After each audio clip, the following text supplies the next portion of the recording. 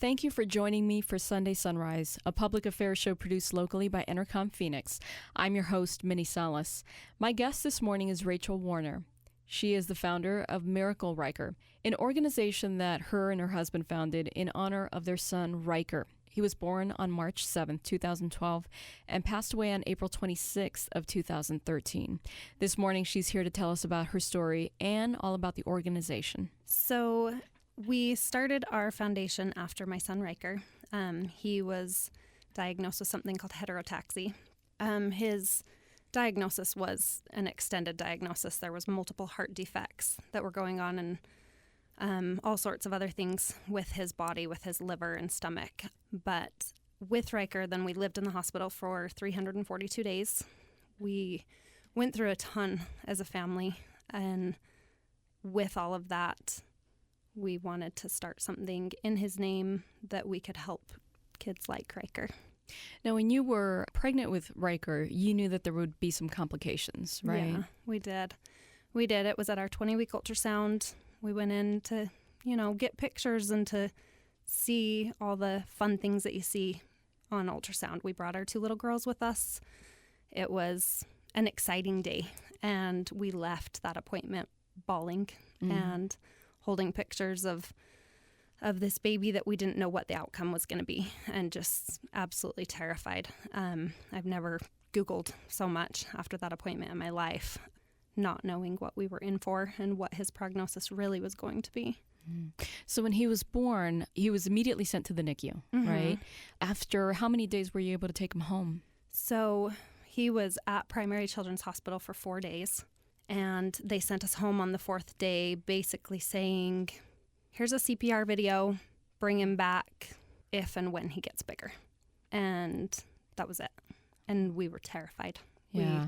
We didn't know if he was going to pass away that night in his sleep. We didn't know what was going to happen. We were scared and doing our research and getting in contact with other heart moms and heart families, trying to, I guess, just find what was right for our baby. And you have other kids, right? We do.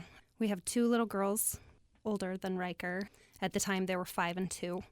And then my husband has 2 boys as well that at the time, I believe that they were 7 and 9. So all of our kids were pretty young. So he was surrounded by a lot of love, for sure. Yes, we took him home from Primary Children's Hospital that day, and it was an amazing day. It was beautiful. All my kids were just surrounding him and wanting to hold him and love him, and every single second was perfect. But at the same time, I had this in the back of my head that I knew we had to leave. We had to get him to Boston Children's Hospital where he could see the surgeon that could actually help him. So how long was he home, and what exactly happened when you decided, okay, we're taking him to Boston?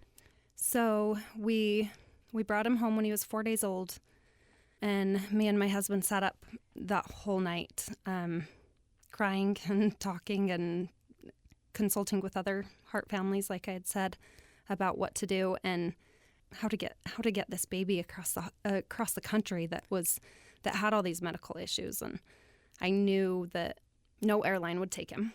We couldn't drive 2,000 miles from Utah to Boston, and we didn't know what to do. We started playing with different ideas, and we came up with the idea of hiring our own air ambulance. It wasn't cheap. Yeah. But at that time, we were holding our sweet baby boy, thinking, whatever we can possibly do to save him.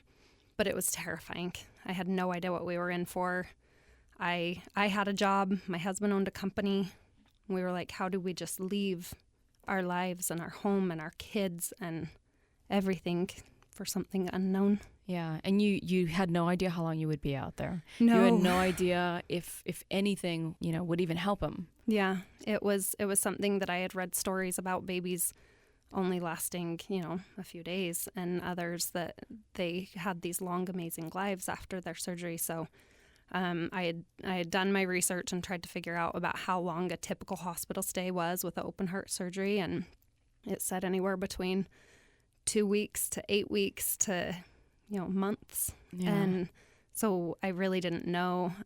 that next morning we had decided that that's what we were going to do. We had already been on the phone with the air ambulance company. Jason's family was amazing. They had helped us get everything all situated. One of his sisters specifically, her name's Tisha, she had lined up everything for us. I felt like I was able to just focus on Riker, and between her and Jason, they were just making all the ends meet perfectly. And we told our kids the next morning, and it was devastating. It was something that it's like, how do you tell your teeny little kids? I mean, my youngest was 2. How do you tell her that, okay, mommy's leaving, but I don't know when I'm going to be back? Right. You know, could it be 2 weeks or 4 weeks, or is she going to come out to Boston to see me, or am I going to come home? I had no idea. Left our house, everything, just as an unknown. So we sent our 2 little girls to Montana, which is where my husband's family's from. We sent them to Montana to be with my husband's family. And then our boys stayed in Utah with their mom. And we got on an air ambulance, just blind, I felt like, to go to Boston. We didn't even have an appointment with Boston Children's Wow. Hospital. We knew that Riker was going to die if we didn't get him there. And so we did it. And we got there and we walked through the emergency room doors of Boston Children's Hospital, and they admitted him on the spot. And it was terrifying, Yeah. to say the least. And so during his time there, you said you spent 300 plus days there, right? 342 days to be exact. How many surgeries did he end up having while he was He there? had 4 heart surgeries. He was basically, he had his first couple surgeries, and then we stayed at the hospital being told that as he got stronger and as he got over certain obstacles, then he'd be able to get his neck surgery in a series of surgeries. And it was just something that he never was able to get to. So he was later put onto the we tried to get him onto the heart transplant list, and he was denied because of something called pulmonary vein stenosis, which was something that he had acquired through surgeries. And it was a long haul. He had a stomach surgery it was a surgery on his intestines to help with some issues there as well. He had 9 cardiac caths. There was so much going on. I mean, it felt like every time that we had a teeny little glimmer of hope that we might go home, it was shot down pretty quick. And when we very first were admitted to Boston Children's Hospital, then Dr. Marks, the doctor that we were working with, said, "How committed are you?" And of course, you know, you're like, "This is my baby. Right. I will do anything." And he said, "Well, Riker's complicated. He's very complicated, and he will never live in Utah. You need to stay here. And he needs to be seen by these doctors and these surgeons, and this is where he'll live. And so we just have to know that you are ready for that before they'd take him as a case." Mm-hmm. And of course, we said, "We'll do anything." And so we started looking for homes in Boston. I left my home that day when Riker was 4 days old, and I never saw it again. And I had no idea. I mean, my kids were in school. We had our life, and I never went back to that life ever. So when you got to Boston, did you stay at a hotel? Did you stay at someone's home? Or So when we got to Boston, then we have these friends that at the time we had never met them. They were some of Jason's family's friends. So Tisha, the one that I had mentioned before, had found out that they were in Boston, and they said, "Come stay with us." And they kind of took us under their wing when we were there. When the day that we walked through the emergency room doors, I stayed at the hospital with Riker. But then my husband would go back to these friends' houses and shower and kind of recoup, and then come back to the hospital. And they were there. I mean, they were amazing. They'd bring us meals and help us however they possibly could.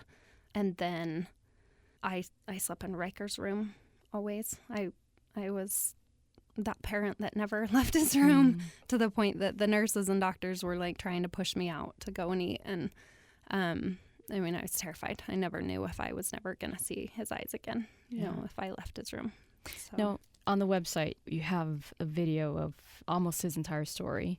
What is the website address, by the way? It is miracleriker.org.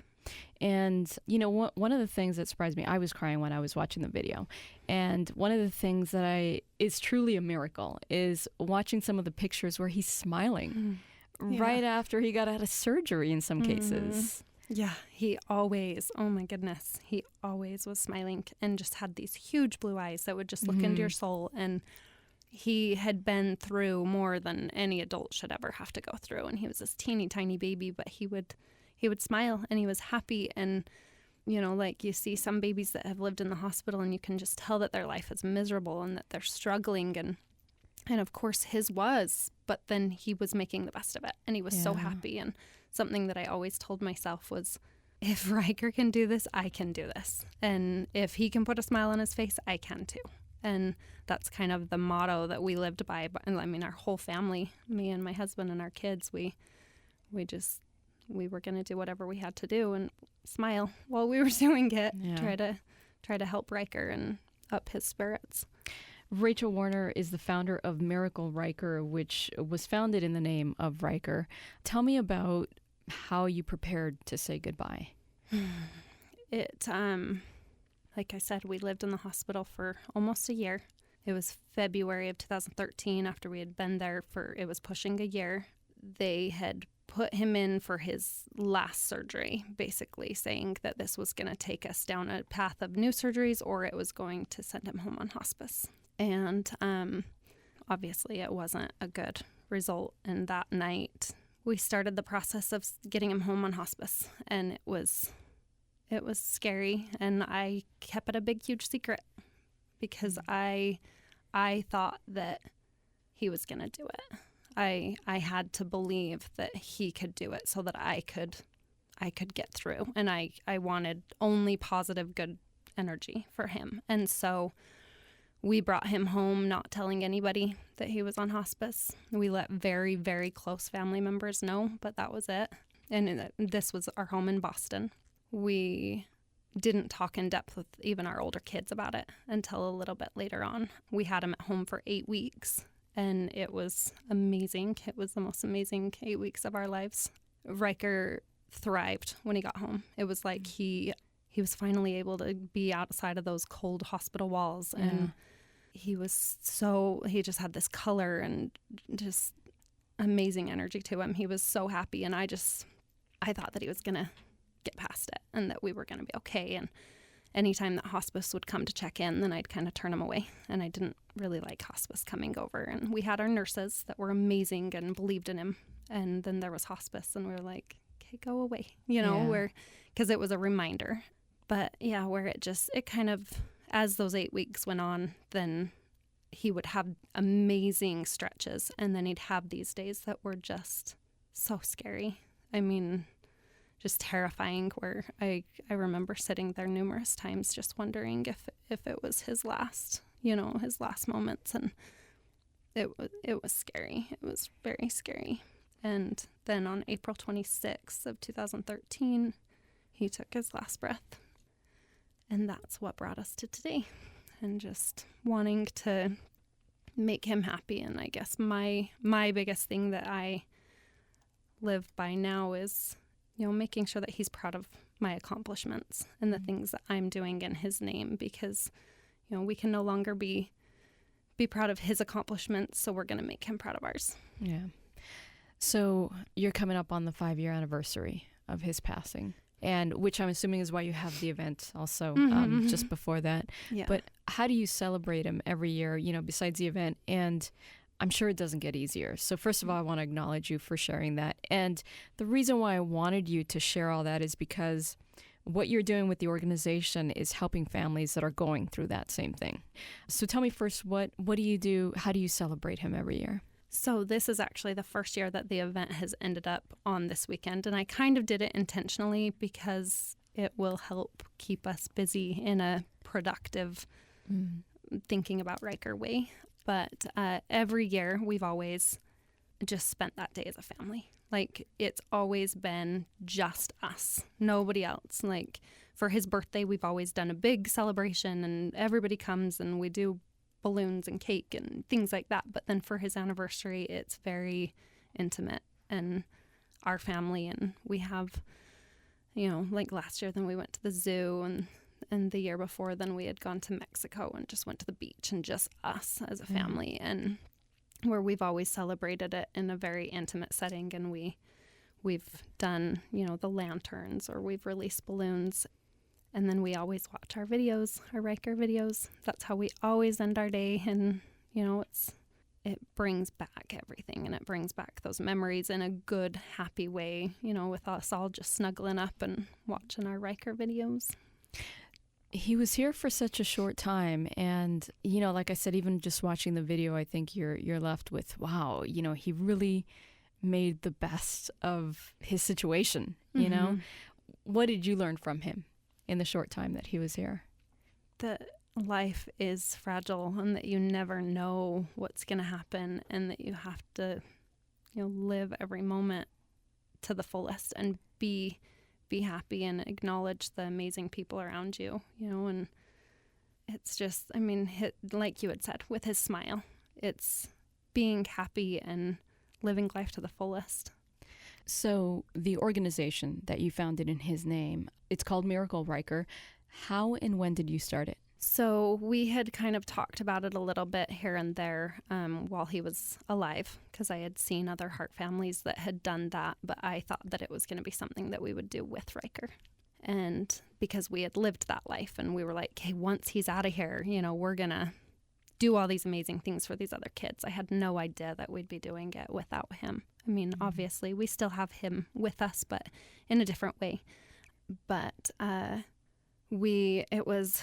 after losing him, obviously, it was right away. I was like, okay, we're going to do this, and we're going to, start making all this money so that we can dump it into the foundation, because we were trying to get back up on our feet. And all that I could focus on was trying to give back everything. And then I realized that I had to focus on us and our family. And I kind of had to take a step back and really okay, let me build our life again that has shattered completely. And then let's start this foundation. So it was about it was the very beginning of 2015 that we finally got everything completely done. It took a while through, to get the 501c3, but then once it was done, it was February of 2015, and that was beyond exciting. We knew right away that we wanted to do a golf tournament. That was our first event that we wanted to do, and so this will be our third year.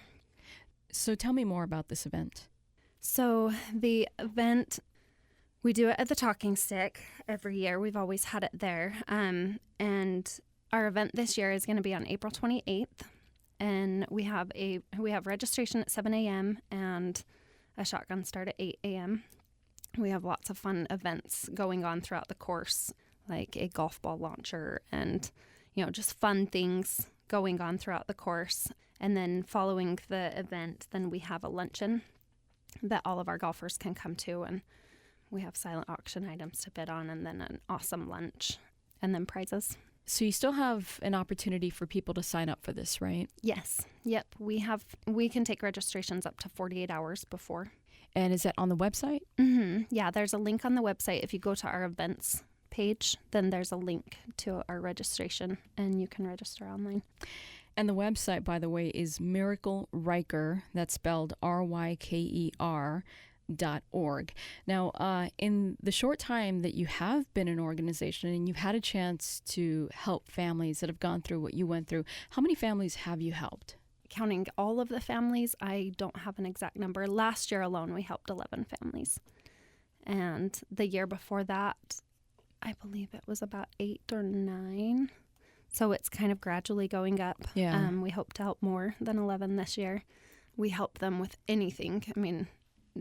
We have our Little Miracles grant program. So these families get onto our website and fill out a grant application. It says on there, what is it that you need help with the most? And some families will say, we just cannot make ends meet. We need help with our utilities or our rent, or we've had some families ask for specific medical equipment, like an oxygen concentrator. We've purchased 2 different oxygen concentrators for families, for kids that are like Riker, that when they come home from the hospital, then they still have to be on oxygen, and you can't lug around oxygen tanks all the time. Mm-hmm.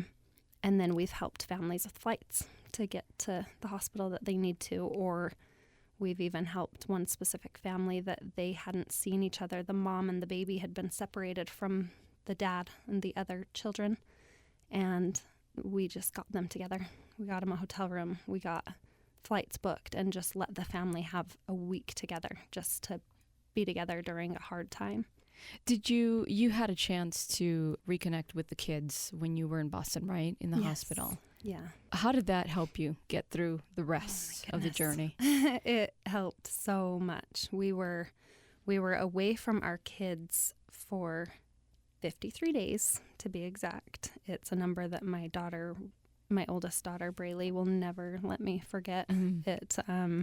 They were in Montana for a while, and then they went back to Utah to be with my family, and then my mom flew to Boston with them and brought them out to Boston to us. And I can't even explain how amazing that day was, because, like walking around the hospitals, every single kid just brought tears to my eyes. Mm-hmm. Just missing my babies, my other babies, and not being able to hold Riker, and, just feeling like this empty armed mom that, it was hard. And so having my kids there was amazing. It kind of brought a gust of life back into me again, after living in the hospital without my kids for so long.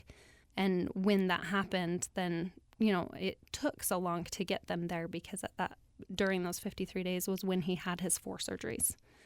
He'd go into surgery, and then he'd have a complication. He'd have to go back into surgery, and it was scary. And Jason and I were both at the hospital the whole time. We're living in and out of it's called parent sleep spaces, that are just these teeny tiny areas that kids aren't allowed. And so we had to get an extended stay hotel and say, okay, once we've got the extended stay hotel, let's get the kids out. So we lived in an extended stay hotel with our kids, going back and forth from the hospital I believe that we were in that for about 2 months before we found a home.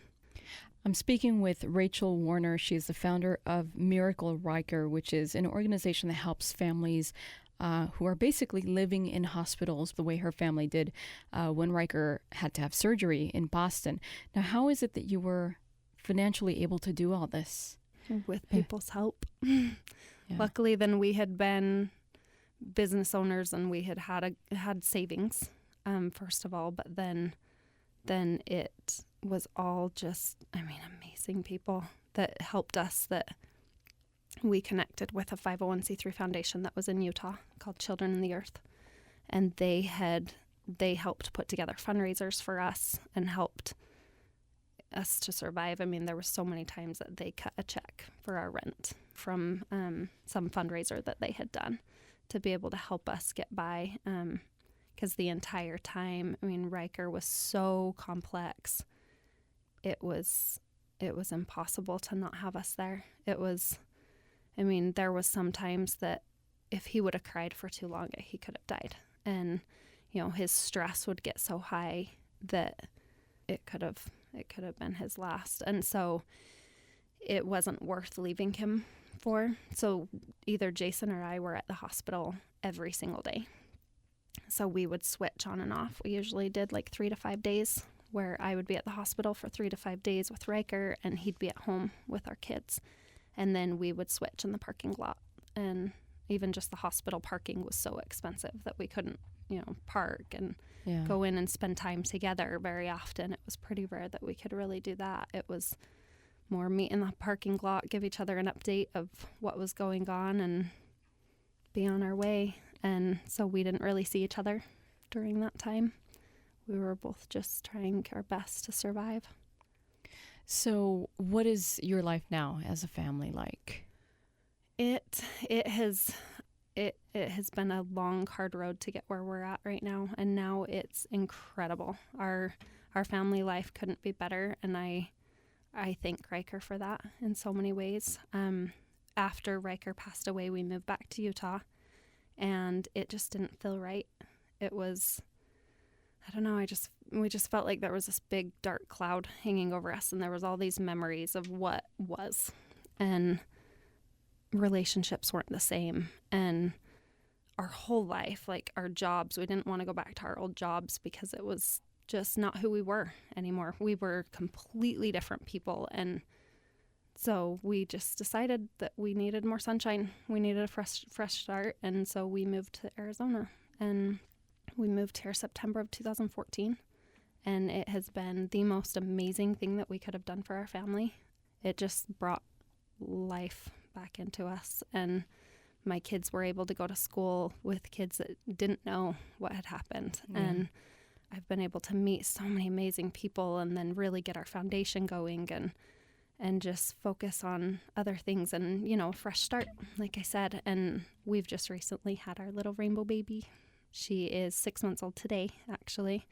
And she's beautiful and has brought so much life into our life, like it's so much light into our life. She's amazing, and she's like my little Riker in a baby girl. Almost like she's amazing. She's so full of energy and the smiliest, happiest thing in the world. A little miracle herself too. And congratulations, by the way, on that. So what else would you like to let people know about the organization? And what kind of support do you still need? So with us being fairly new to Arizona, we're still trying to build our numbers and sponsors, with sponsors and volunteers, and trying to get more people aware of what we do and how we help the community. Because obviously any event takes a village. There's so much work that goes into it. And luckily then we've had so much support from our close friends and a lot of the new people that we've met here that have been our sponsors and our huge supporters and getting us volunteers. But we want more support, and we want our foundation to grow to the point of having multiple events throughout the year. And it's all about the numbers. So you can help as many families as you possibly can and not have to turn any away. Yes, exactly. Because right now we get regular applications for grants, and we have to pick and choose. And I would love to approve every one of them. So if there is a family listening that could use the support of an organization like this, do they go online to fill out an application? Yes. Yeah. So on our website, then there is a grant page, and you just get on there, fill it out. It's a quick little thing that just lets us know what you're going through and how you need help and what exactly your child has had to go through hospital-wise or medically. And then it goes to our board of directors, where we discuss each case and decide what we're going to choose to put our money toward and who needs us the most. And like I said, we've approved anything from, rent to medical equipment. It just depends on what's needed the most. So any families that need a little extra support can go onto our website, miracleriker.org, and fill out our grant application. And specifically Arizona families, we would love to help. We have yet to be able to help a medical case with Arizona, and if I were to see one come through, I would be stoked. So please get on and ask for our help, because we would love to help you. So the golf tournament is on April 28th, right? Yes. And you still have a chance to sign up for that. So the information is on the website as well? Yes. It's miracleriker.org. Well, before we wrap up, what would you like to tell families that are going through the same thing that you had to go through? That no matter what, there's a light at the end of the tunnel. That it is so hard to continue walking the halls of those hospitals and feeling like you can't catch a break. And there's a light at the end of the tunnel, and always stay positive no matter what, and try your best to keep positive, good energy around your child, because no matter what you're going through, they're going through more. Rachel Warner is the founder of Miracle Riker. Thank you so much for coming in, and thank you so much for sharing your story. I know it takes a lot of courage, and it's difficult to have to relive that all over again. But I hope that someone who's listening right now who's going through the same thing that you went through sees that there is someone out there that can be by their side too. Yeah. Thank you.